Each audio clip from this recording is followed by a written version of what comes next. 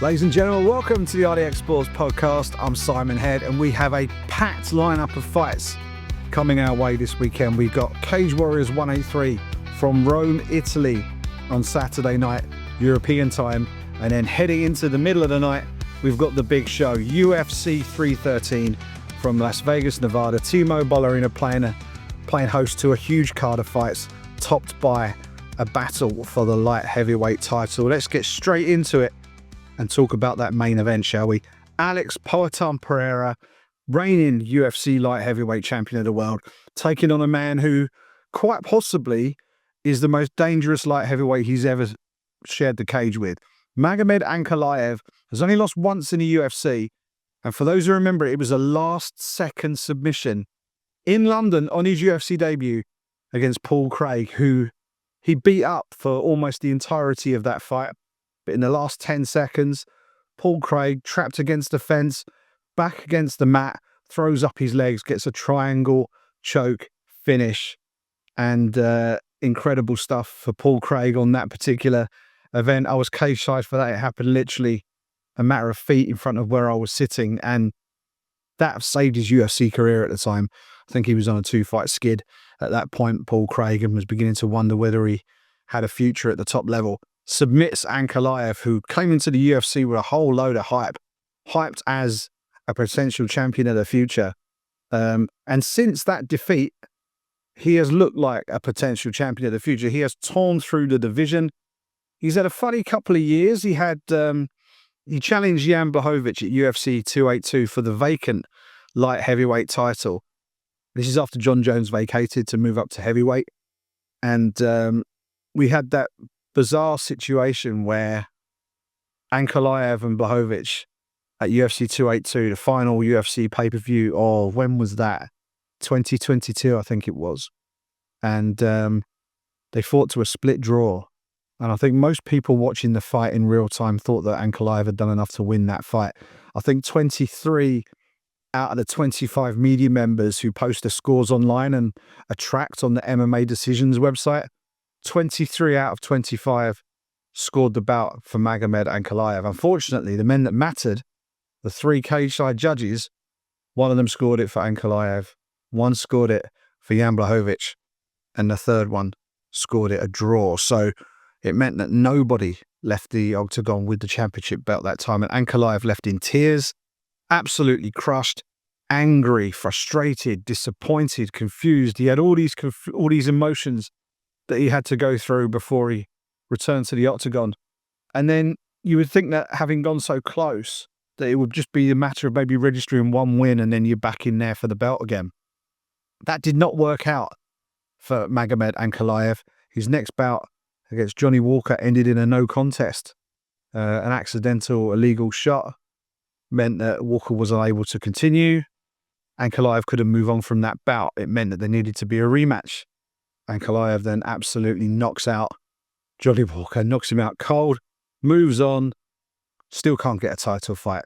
They then give him Alexander Rakic, and he beats Alexander Rakic, comes from behind to beat Alexander Rakic. Actually, Rakic won the first round in that fight.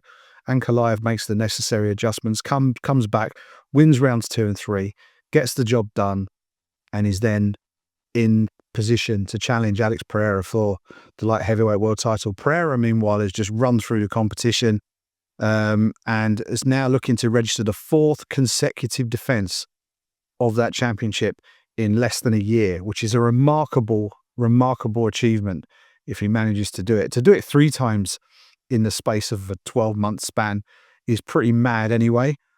To do it 4 times in a 12-month span is incredible. I mean, most UFC fighters would dream of a schedule where you get to fight 4 times in 12 months. He potentially could defend the belt 4 times in 12 months, which is insane. But this is no layup for him by any stretch. Just looking at the odds, the US odds, because that's what I've got in front of me right now, Pereira is a -112 favourite, but by the slimmest of margins, because Ankalaev is a -108 underdog. Normally, when you're an underdog, you're plus money, plus figures, but both of these fighters are odds on to win the fight, which is an unusual case. This basically, they can't split them. This is a pick and fight in every sense. Alex Pereira has been dominant and has been knocking people out and stopping people with strikes left, right and centre. Magomed Ankalaev is from Dagestan, and I think a lot of attention has been put on the fact that he is from Dagestan and that therefore he has this incredible wrestling background. He does have good wrestling, but is it the same level of wrestling that we've seen from the likes of Khabib Nurmagomedov, from the likes of Islam Makhachev and people like this? We don't really know because we've not seen that much of it. We've seen bits and pieces of it, like the aforementioned bout with Paul Craig. He was able to get the fight to the mat with Craig, but Craig wanted the fight on the mat. And most of his fights, he prefers to stand and strike using his kickboxing, and he's incredibly effective at it. And he's knocked people out and scored some real highlight reel finishes in the UFC, including Ion Cutelaba and Johnny Walker, both of which came in rematches.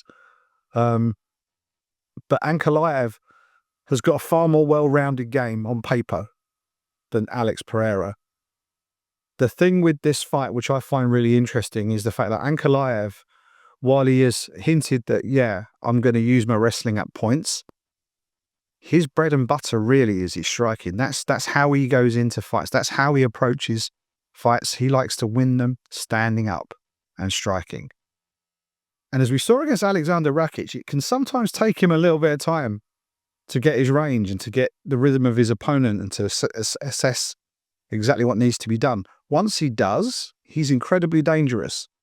But that period of time when he's working things out, that's when it's really, really difficult and dangerous for him. Alex Pereira does not mess around. Alex Pereira gets right in there and starts throwing strikes immediately. Feeding out processes aren't really in Alex Pereira's wheelhouse. He just goes in there, steps into the pocket and throws. Whether he's landing heavy kicks or just sharp jabs, he doesn't worry too much about feeling out his opponents. He'll go straight in there and start throwing. Not with complete abandon, by the way. Everything's very controlled. Everything's very calm and considered. But it doesn't take him as long to actually start letting his hands go, and that could spell danger for Magomed Ankalaev and will force Ankalaev to engage earlier than maybe he'll be comfortable with. And that's where things might get interested. Will Ankalaev look to stand and trade in those situations? Or will he taste some of these shots and then revert to wrestling? And if so, how good is Alex Pereira's takedown defense? We know it's getting better. He's drilling it all the time back home in Danbury, Connecticut at Teixeira MMA. And he's got Plinio Cruz in his corner. I think was the coach of the year last year, and deservedly so. He's got Glover Teixeira in his corner, who obviously knows all you need to know about being an elite operator at 205 pounds, a former champion himself. So he's got all that expertise in his corner, and the fact that Teixeira is an elite grappler. So weave all of that in, and all of the time that Pereira has spent, if he has enough takedown defense and enough awareness of how Ankalaev will create his entries, then the advantage should be with champion Alex Pereira. But Ankalaev, make no mistake, is a super dangerous opponent here. Could he knock out Alex Pereira? Yes, he could. Yes, he could. He's got the power to knock out anybody at 205 pounds. He's a very good striker. He has excellent power. And it's not just his punches as well. He's got a wide array of kicks. The front kick in particular is something that he can make real success of, because Pereira has that quite open stance in terms of his guard. He has his hands kind of wide. He's wide open for a snap kick up the middle, snapping front kick up the middle. We've seen Ankalaev land those to great effect in some of his past bouts. This is a fascinating contest, and Ankalaev might not necessarily be at the top of the list of most exciting fighters in the UFC, but in terms of well-rounded talents at 205 pounds, he's probably the most dangerous threat. Not just the fact he's in this fight, but overall, I think he might be the most dangerous threat to Alex Pereira's reign at 205 pounds. If Pereira beats him, he's all but cleaned out the division. He really has. He's done an incredible job, having moved up to light heavyweight after that title loss at middleweight to Israel Adesanya. And he's really, really sort of come into his own as a light heavyweight, and has done incredible things. And there could be incredible things in Alex Pereira's future as well. He wants to fight John Jones. He wants to fight Dricus du Plessis, who has talked about moving up to light heavyweight. That could be his next title fight in the UFC if he gets past Magomed Ankalaev. That's the logical next step. I think if du Plessis has one more fight and wins it, that could be a big fight. Or they might just book it for the summer. Who knows? International Fight Week, Brazil versus South Africa. Wouldn't bet against it. But the other fight that he wants, and the one that is looking the least likely, but the one that he's making the most noise about, is a boxing match with Alexander Usyk, which, craziness. TKO, the parent company of the UFC, are moving into boxing. I believe there's some sort of partnership that they're working on with Turki Al-Sheikh over there in Saudi Arabia. If that happens, a door that has previously been closed to anybody not named Conor McGregor might start to just creak open just a little bit for certain selected talent in the UFC, where it makes sense to step across into the world of boxing. Alex Pereira could be perfectly timed for this. He gets through Ankalaev and maybe du Plessis. Who knows? And with Alexander Usyk talking about only wanting 2 more fights before he hangs up the gloves, and telling TNT Sports that Pereira's one that interests him, why not, he said. Who knows? Maybe Alex Pereira could end up pulling on some boxing gloves and stepping into the ring with the greatest heavyweight of his generation. We shall see. But this fight this weekend is an absolute cracker. And I think Pereira's going to make Ankalaev fight early. Ankalaev will want to pace himself and take his time and assess everything. Using the full 5 rounds, Pereira's going to want to get him out of there. And will look to do that within the first 3, I am sure. But it's going to be a fascinating contest just to see how Ankalaev reacts to the pressure that Pereira puts on him, because it's constant. It's not bullet a gate stuff. He will just controlled forward pressure. He will walk you down, throwing heavy strikes with feet and fists. And it's down to Ankalaev at that point to decide how he wants to approach that, because he's going to be on the back foot and he's not used to fighting off the back foot. Will he revert to wrestling, and can he make a success of it? Or will he stand and strike, and can he fight fire with a former 2-division Glory kickboxing champion and a 2-division UFC champion with those little 4-ounce gloves on? It's going to make for fascinating viewing. My pick is Pereira. I think the power can trump pretty much everything. The fight starts standing. Unless Ankalaev decides he's going to shoot from the dressing room, pretty much, he's going to want to stand. Everything he says suggests that he's going to stand. Everything he's done in every fight leading up suggests that he's going to stand for at least part of the fight. And that part of the fight could be enough for Alex Pereira to get the job done. So let's see how it goes. I think it's going to be a really fascinating contest. And the winner will walk away the 205-pound champion. And if the man walking away as champion is Alex Pereira, there could be some very interesting things coming down the line for the man called Poatan. Looking forward to seeing how it all pans out on Saturday night. That is your main event at UFC 313. All right, let's talk about the co-main event at UFC 313. Justin Gaethje versus Rafael Fiziev, a fight that came together very late, literally 2 weeks' notice. Gaethje was all due to face Dan Hooker in this co-main event slot in what would have been an absolute barn burner of a fight. Unfortunately, Hooker looks like he broke his hand in training leading up to the fight.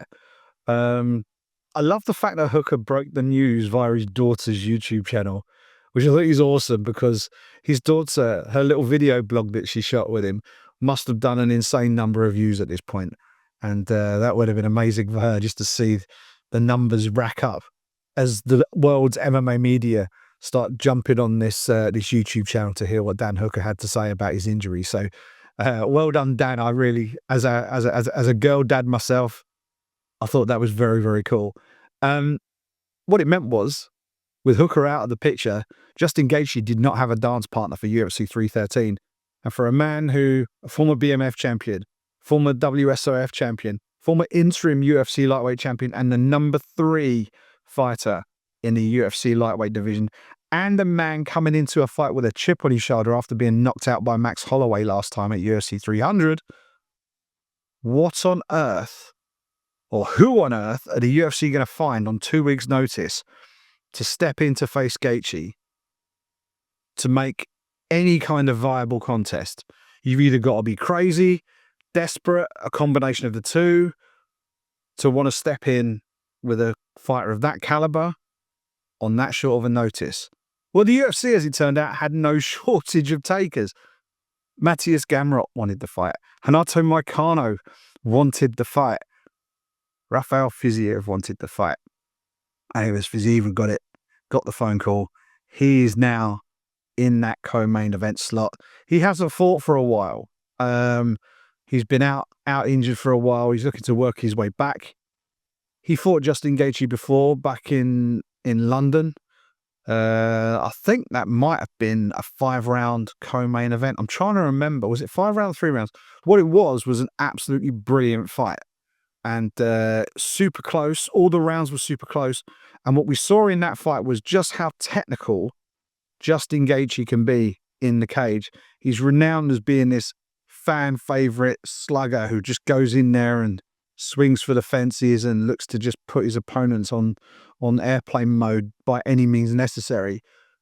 But against Fiziev, who is just such a slick, compact, technical striker, Gaethje just couldn't go in there winging shots. And we saw just how good Justin Gaethje really is, because he had to tweak his game mid-fight and adjust mid-fight in order to get that victory over Fiziev. And this is going to be a fascinating contest because the dynamic of this fight is very different to the first one. Coming into this one, you've got Fiziev who's coming in off a long layoff. You've got Gaethje who's coming in after being viciously knocked out. The first time he's been KO'd in the UFC, like properly knocked out in the UFC. How does he rebound from that? What kind of lasting effects are there from being KO'd in that fashion? Not just physically, but mentally as well. If you're Fiziev, you know that you can hit the guy. You've spent a whole fight. You went the distance with him in London a couple of years back. You've tasted his power. You've been through that and survived the fight. And were very competitive in doing so. I think it was a majority decision, actually, for Justin Gaethje in that fight, if I think back. But what it was a really, really good fight. And for the UFC to be able to rebook this, I think is great. I think it makes a lot of sense because it's almost like a free hit for Fiziev because he's been out for so long and he's doing the UFC as solid. He's coming in on such short notice against a guy who's ranked like 8 spots ahead of him in the UFC's lightweight rankings. You'd think it's a free hit and he's got nothing to lose. But then you take a look at the odds. He's the favourite for this fight, which I find amazing. -162 favourite per the UFC website at the moment, as I'm looking at it now. Gaethje a +136 underdog. And that I find really, really interesting. And what this tells me is that the odds makers really do think that as a result of what happened to Gaethje at UFC 300, that he's now damaged goods. That, you know, it's such a difficult thing for a fighter to bounce back from a big knockout like that. You know, you look at someone like Michael Bisping, who had that absolutely horrendous knockout at the hands of Dan Henderson at UFC 100. The whole MMA world wrote the guy off and said he's done. He's never going to contend again. It's just not going to work for him. And Bisping did an incredible job of obviously recovering from that and bouncing back and working his way back to the top. And even after the detached retina and losing the sight in one of his eyes, ended up becoming a world champion. You know, legendary stuff, Hall of Fame stuff, which is why he's in there, right? Or why he's going to be in there. But you take a look at Justin Gaethje, his body of work just is incredible. It really is. And you think of the people he's been in the cage with, and he's only been KO'd by Max Holloway in the last second of a fight where they were just swinging for the fences. How much lasting damage is there from that? And the bookmakers, the odds makers, obviously think that there must be, because to make Gaethje the underdog, like I gave you everything just then. He's ranked number 3. Fiziev ranked number 11. Advantage Gaethje. Gaethje fought last year. Fiziev's been out for, I think, nearly 2 years. Advantage Gaethje in terms of activity. But then you look at the fact that Gaethje got the KO, and the odds makers have decided that that outweighs all of that. Also, look at the competition. Look at who Gaethje's been sharing the cage with. He's been fighting at a higher level for longer than Rafael Fiziev has. Advantage Gaethje. Yet the odds makers have Gaethje as the underdog. I find that fascinating. I really do. I think this is a pick'em fight. I really do. I think this is a pick'em fight. I don't think either fighter should be a particularly big favourite over the other one. I think the fact that Gaethje's coming off a camp should be a deciding factor for someone like Fiziev. I think Fiziev's going to be in outstanding shape. He's training year round at this point, but he hasn't been in the cage. He hasn't been competing, sort of firing live rounds, so to speak. Gaethje's been in there when the bullets are flying, and yeah, he got caught by one last time. But I think this is a pick 'em fight, and if I was pushed, and I've written about this elsewhere, the underdog money on Justin Gaethje, I think, is too good to ignore. I just think that he is someone who, there are very few fighters that I would back to beat Justin Gaethje in the UFC. I think he's that good. So we'll see what kind of effect that knockout from Max Holloway has had. Has it affected his punch resistance? Has it affected his ability to walk through punishment? Because Fiziev is certainly going to test that chin on Saturday night. It is going to be an electric fight. The first fight was brilliant. The second fight, I think, is going to be every bit as good, because Fiziev's looking to prove his point and come back and get himself back in the mix. He knows that a win over Gaethje puts him right in the mix at 155 pounds. And then you look at Justin Gaethje, the highlight, the biggest entertainer in the UFC lightweight division. He got face planted. He got knocked out cold in the middle of the octagon last time we saw him.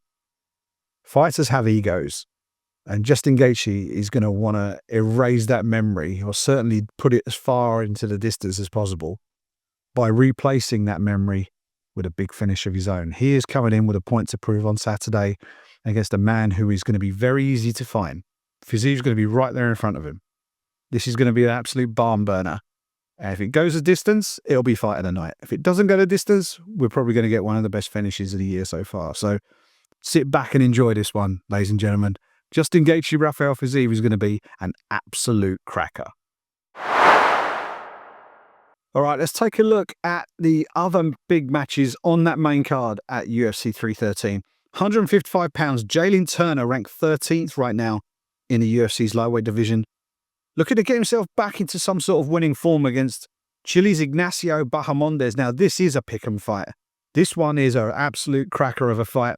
You take a look at these two fighters. Jalen Turner, the Tarantula, has looked outstanding as he's moved his way up that UFC lightweight division, putting away the likes of Uros Medic, Jamie Malarkey, Brad Riddell. But his last 4 fights, he's lost 3 of his last 4 fights. He lost a split decision to Matthias Gamrot. He lost another split decision to Dan Hooker. He then KO'd Bobby Green, or King Green as he's calling himself now. But last time out, second round TKO defeat to Renato Moicano. So this is a big fight for Jalen Turner. If he wants to still be a factor in that UFC lightweight division in terms of the ranked positions, he needs to get a win on Saturday night, because losing 4 out of 5, that's bad news. That's big trouble for Jalen Turner. This is a must-win fight for him, and he's taking on a guy who is absolutely in red-hot form. Ignacio Bahamondes, one of the most spectacular fighters in the UFC lightweight division, moving his way up the rankings. Jalen Turner, without doubt, is the highest grade opponent that he's had in the UFC so far.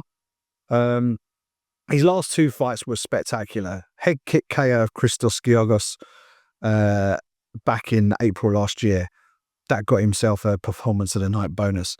Last time out, UFC 306, first round KO again, Manuel Torres, and another performance of the night bonus. They're now giving him a chance to step up into the ranked positions against a fighter whose status in that in that setting, in that UFC top 15. He's very much a threat here. He's in a shaky position at the moment, Jalen Turner, given his form. He's now facing a red-hot challenger, or red-hot contender, looking to break his way into the top 15. And this is going to be a fascinating one to watch because Bahamondes just loves to throw. He'll throw pretty much everything. Jalen Turner, I think, a bit more well-rounded. He will look to get the fight probably on the mat. He can stand and trade for sure, but I think that will be a recipe for disaster for him. I think he'll need to punch his way into range, get the fight to the mat, and use his grappling to try and find something on the ground against Bahamondes, who probably won't be able to finish him on the mat. So just taking a look at Bahamondes' record, 1 submission victory in his entire career, 11 KOs though. So that tells you where he stands. 16 professional wins, 11 by knockout. So Jalen Turner needs to get him off his feet and pretty quick, I would say. We'll see how that one pans out. A pick 'em fight. Momentum is all one way, but it's with a guy who is not yet proven at the level that Jalen Turner has been fighting at. But you look at Jalen Turner, after getting himself into that position and doing what Bahamondes is doing now, he went on a hot run, got into the rankings, but has now sort of found his ceiling as it stands. Lost 3 out of 4. Will it be 4 out of 5 on Saturday night? I'm leaning towards Bahamondes for this, but we'll see. Would not be at all surprised if Jalen Turner wins this one by submission. But if push comes to shove, I think Bahamondes is striking. And the fact that he's the man in form, he's the man with the confidence, I think that will be the determining factor on fight night. Also on the main card, we have a women's strawweight fight between Amanda Lemos and Yasmin Lucindo. Amanda Lemos feels like she's been in and around the sort of the sharp end of that division for a while. But she's looking to bounce back. She lost to Verna Jandiroba last time out. She beat Mackenzie Dern the time before that. And of course, before that, she lost her title challenge to Weili Zhang back in 2023 at UFC 292. Lucindo is a sizable favourite for this fight. She's got 17-5 record overall, which doesn't sound enormously impressive when you think that she's been beaten 5 times. But all those defeats came really early, or 4 of those 5 defeats came really early in her career. The most recent one came on her UFC debut back in 2022. She's won her 4 fights since then. She's gone to the scorecards 3 of those 4 times, though. So you would expect, if you were betting the fight, you'd probably be betting the over, as you often do in a women's strawweight fight. But she's beaten Poliana Viana, moved up a level. Beat Karolina Kowalkiewicz, moved up another level. Beat Marina Rodriguez. Now she's got Amanda Lemos. If she beats Amanda Lemos, she's then in that upper bracket at 115 pounds. And we can start thinking about whether she's 1 or 2 wins away from a potential shot at that strawweight title. But interesting fight this. Is Lemos going to just maintain position in that division and defend her ranking? Or is Lucindo going to just blast past her effectively and move away into the top 5? Lemos ranked 5th at 115 pounds. Lucindo ranks 7th in that strawweight division. And opening up the main card is a banger, and a banger that I don't necessarily think will last very long. King Green versus Mauricio Rufy at 155 pounds. Feels to me like a fight between a fighter whose best years, unfortunately, are now past him versus a guy whose best years are very much ahead of him. And it's where that intersection of levels comes together on Saturday night. Is Rufy, is he already above King Green? Or is he going to find himself in trouble against the wily veteran that King Green is? Green will go in there and throw down with anybody. He's got this unique, upright, hands down boxing style that will give you fits if you were a technical boxing coach, because he leaves himself so wide open for shots. But his head movement, his reactions, and his ability to counter, throwing shots from strange angles, has been very, very effective for him. But also, he's brilliant on the mat as well. He's got 20 finishes in his career, 11 by KO, 9 by submission. This is a dual threat. He can beat you on the feet, he can beat you on the mat. But I think he may have started to plateau or start dropping off now, because his last 3 fights, first round knockout defeat to Jalen Turner, defeats Jim Miller at UFC 300 by decision, loses to Paddy Pimblett by triangle choke in the first round. First fighter to submit King Green in the UFC. There was a real feather in the cap for Paddy, that victory. But we have seen suggestions that his punch resistance, King Green, is started to sort of wane a little bit. He was finished by Islam Makhachev. No surprises there. He finishes pretty much everybody. That was back in 2022 in the first round. Drew Dobo, who's a heavy hitter, knocked him out in the second round in December 2022. So he's susceptible, but he can also beat you as well. He beat Tony Ferguson. He beat Grant Dawson. If you beat Grant Dawson, you're still legit. And this was only a couple of years ago. Then he loses to Turner, beats Miller, loses to Paddy. So where is he? Where is he? We're going to find out against Mauricio Rufy, who, coming out of that Fighting Nerds gym, which everybody loves the Fighting Nerds. They've got the glasses, they've got the funky name.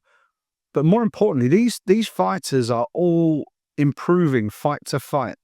Caio Borralho, you got Gene Silva, and you got Mauricio Rufy in the women's division. You've got Bruna Brazil, obviously lost last time out against Wang Tong, but she is improving as a fighter, and I think she moved up a division for that fight as well.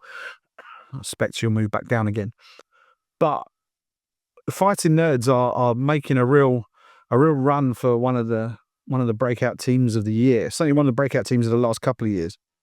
And Rufy is just a finishing machine. He's 11-1, and he's gone to a decision once in his entire career. Every other victory has been by knockout. And the one time he went to a decision was the last time we saw him.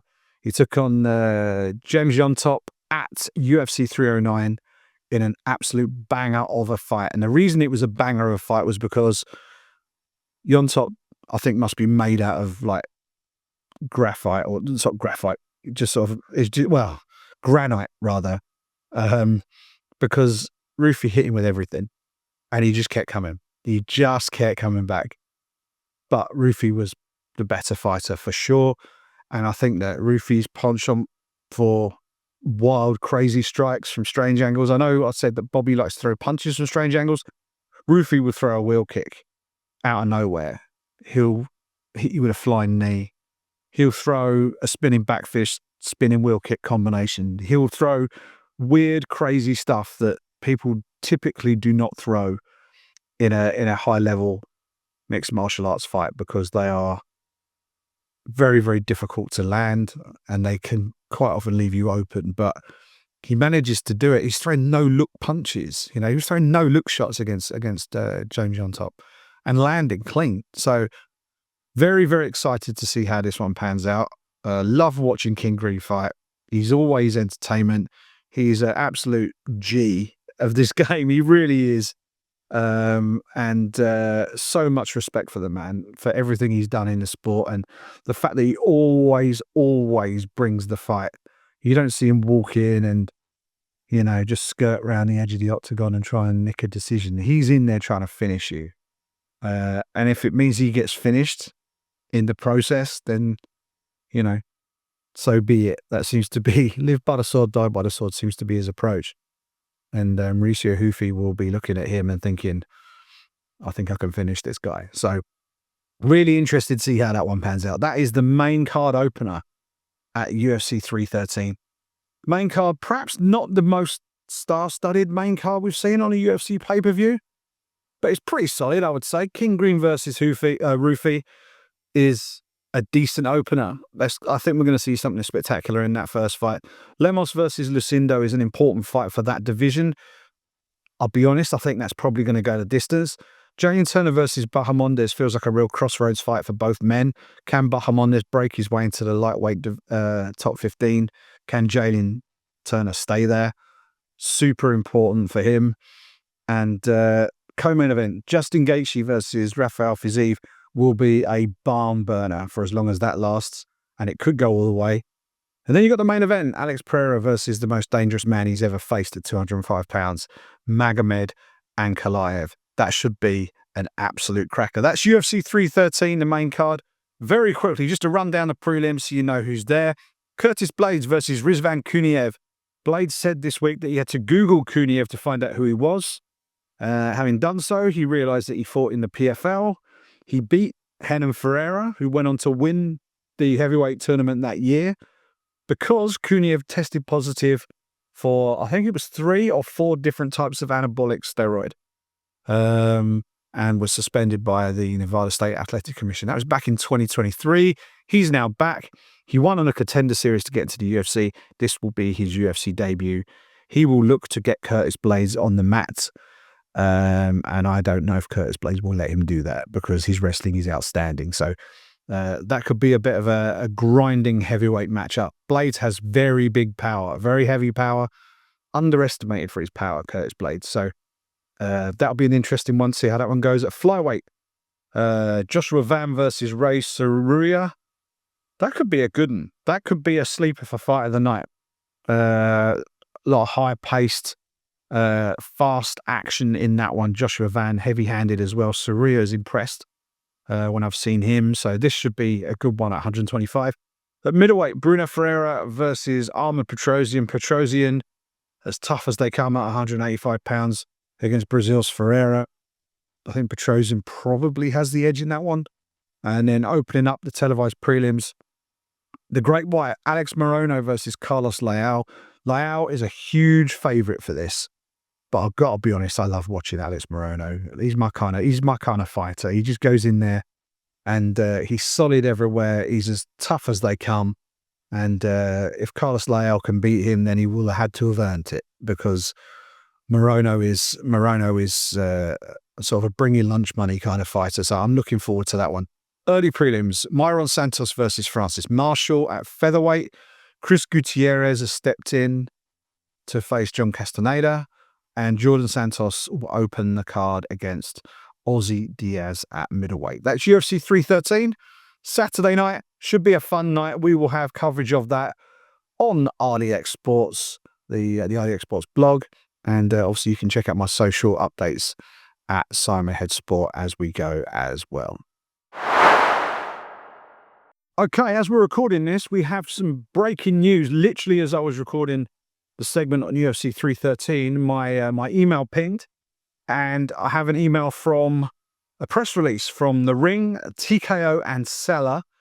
Turki Al-Sheikh and TKO announced the launch of new boxing promotion in partnership with Seller. Let's read it to you as it arrived in my inbox. His Excellency Turki Al-Sheikh, together with TKO Group Holdings Inc., a global leader in sports and entertainment, and Seller, a leading entertainment conglomerate, have today announced a multi-year partnership to establish a new boxing promotion that will provide a premier platform for both leading boxers and prospects in the sport. Speaking on this significant milestone, His Excellency Turki Al-Sheikh said, "This landmark partnership between industry powerhouses sets the stage for an unparalleled experience for boxers and fans. Together, we're developing the next generation of talent and delivering world-class events at a time when the sport is primed for further disruption." We have a further quote from the president and COO of TKO, Mark Shapiro, who explained that this is a strategic opportunity to reimagine the sport of boxing globally. Interesting. Reimagine the sport of boxing. TKO has deep expertise, promotional prowess, and long-standing relationships. His Excellency Turki Al-Sheikh and Seller share our passion and vision for evolving the current model. Together, we can bring the sweet science back to its rightful place in the forefront of the global sports ecosystem. TKO will serve as managing partner, providing day-to-day expertise, management, and oversight. Executive leadership will be anchored by UFC President and CEO Dana White and WWE President and TKO board member Nick Khan. And just spinning further down the email, it says the new promotion will feature a highly structured system to develop new talent from around the world, including athlete combines and academies. Access for all boxers to the UFC Performance Institute, the world's leading combat sports performance training, research, rehabilitation, and nutrition center, featuring locations in Las Vegas, Mexico City, and Shanghai. And TKO's production, media, and promotional expertise to deliver both in-arena experiences and top-tier, state-of-the-art broadcasts to fans around the world. So there we go. We have a boxing promotion. It doesn't have a name. So that was the first thing I was looking for, scrolling down that. There is no official name confirmed here, just that we have, is it TKO Boxing? I don't know. We will find out in due course, I'm sure. But we will see how all this pans out. Who will be signed to this new boxing promotion? Who will be the first poster boy or poster girl for this promotion? We will see. But that follows hot on the heels of Amanda Serrano signing a lifetime deal with Most Valuable Promotions, which is the promotion co-founded by Jake Paul and his business partner, Nikisa Bedarian. She has signed a lifetime contract with them, so she'll be represented by them for all of her boxing matches for the remainder of her career. And then once she finishes her career and retires, she will then become, I think, chairwoman of, I can't remember the exact terminology, but it's like opportunities for women's boxing, basically. So they're going to look to recruit, sign, promote, and develop elite female boxing talent and give them a platform. So Serrano's fights with Katie Taylor, some of the biggest fights in boxing over the last couple of years, and huge events for the sport of women's boxing, really leveling up the sport and bringing more eyeballs to the women's side of the sport, which is great. But there you go. TKO Boxing, I suppose we'll call it TKO Boxing until we're told it's something different, is now a thing. It's official. A deal has been done. Turki Al-Sheikh, TKO, with the involvement from Sela in Saudi Arabia. They're all coming together, and we now have a new boxing promotion. We will see what happens in the coming weeks, and we'll bring that to you on the RDX Sports Podcast. All right, in addition to UFC 313, which is obviously taking place across the pond in Las Vegas, Nevada, we have two huge fight cards coming from right here in Europe this weekend. In Rome, Italy, we have Cage Warriors 183. Liam Gittins, the bantamweight champion of Cage Warriors, will put his title on the line against Italy's own Alessandro Giordano. This should be a cracker. Giordano has won 3 in a row. He's finished Sam Kelly. He choked out former bantamweight champion Michele Martignoni, and then he defeats Emanuele Zaccaria to get the shot at Liam Gittins, who is looking to register the second defense of his bantamweight title. Won the belt at Cage Warriors 164 with a victory over Reese McEwen. Chokes out Roberto Hernandez in the 5th round at Cage Warriors 168 to retain his belt. Now he's looking to make it 2 title defenses on the spin. And let me just check his win streak. It will be 7 in a row if Liam Gittins gets the job done against Giordano in Rome, Italy on Saturday. Also on that card, we have, let's put the fuck on. Middleweight title fight, Dario Belandi versus Naglis Kanaskauskas. That's easy to say. That's going to be a decent one at 185 pounds. Belandi, absolutely tough as old boots. Very, very difficult to finish. He will take some shifting at the top of that middleweight division. Loads of Italian talent on this card. Simone Dana taking on Gianluca Scottoli at featherweight. Dylan Hazan taking on Michelangelo Lupoli at flyweight. And the outstanding lightweight talent of Michael Pagani will be looking to earn himself a shot at the lightweight championship, or certainly put himself within a fight or two of that lightweight title when he takes on Konstantinos Natellis at 155 pounds. That is on UFC Fight Pass on Saturday evening. Also available this Saturday evening from Europe, in Germany, we have Octagon 68, where we will crown a new heavyweight champion of the promotion. Now, For those who aren't up to speed with Octagon MMA, it has been all go for the Czech-Slovak promotion over the last year or so. They have risen to become one of the very biggest promotions in Europe. And in terms of the scale of the events, I think it's clear to say they are the biggest promotion in Europe in terms of the scale of the events that have been put on. The fights are competitive. The fights are well produced on TV. Everything looks great. And the product is just outstanding. And the main event on Saturday will see Bulgaria's Lazar Todev taking on Will Fleury, the current light heavyweight champion, for the vacant Octagon MMA heavyweight crown. Now, there's some backstory here. Lazar Todev was due to face Hatif Moel for the title. And he fought Hatif Moel back at Octagon 49 back in November 2023 in a fight that he lost by decision. I'll be completely honest with you. I thought Lazar Todev won that fight. I thought it was not a scandalous decision, but I thought it was certainly a bad decision. It wasn't one of those where you walked away going, well, maybe, maybe not. I thought that Lazar Todev clearly won that fight and could have felt justifiably aggrieved that he didn't win it. He bounced back with a fight outside of the promotion, then faced Poland's Adam Palash in a title eliminator, won that fight by a second round knockout, and was then due to face Hatif Moel at Octagon 64. However, it all kicked off at a press conference where Moel lost his temper, as he has done in the past, and hurled his championship belt across the dais at Todev and struck one of the co-promoters on the head, leaving him cut and bleeding. And Pavel Neruda having to get cleaned up a little bit after that one, but it meant that there were some issues. And this was literally like the day before the fight.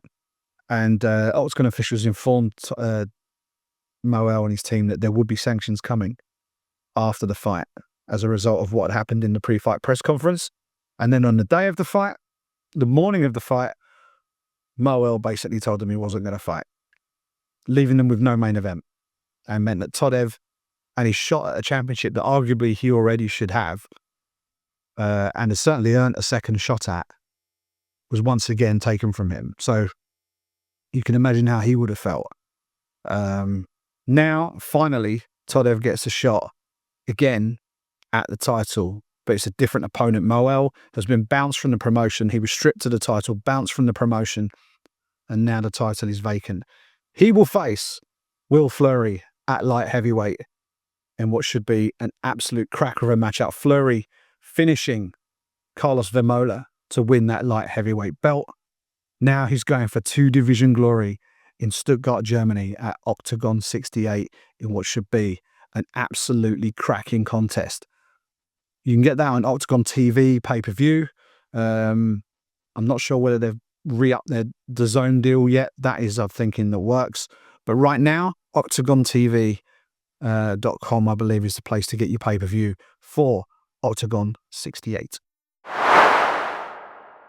All right, that's just about all we got time for on the RDX Sports Podcast this week. Don't forget, blogs.rdxsports.com is the place to go for all your combat sports news from us here at RDX Sports, whether that be MMA, boxing, Muay Thai, kickboxing.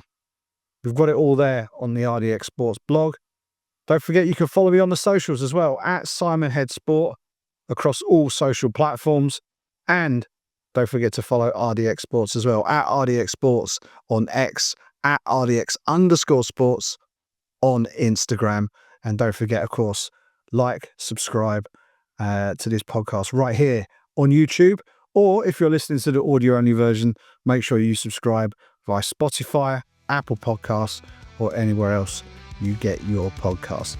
Big weekend of fights coming up this weekend. UFC 313 from Las Vegas, Octagon 68 from Stuttgart, Cage Warriors 183 from Rome. Loads of fights, lots of great action to take in this weekend. However you plan on doing it, enjoy the fights this weekend. We'll catch up with you again next week.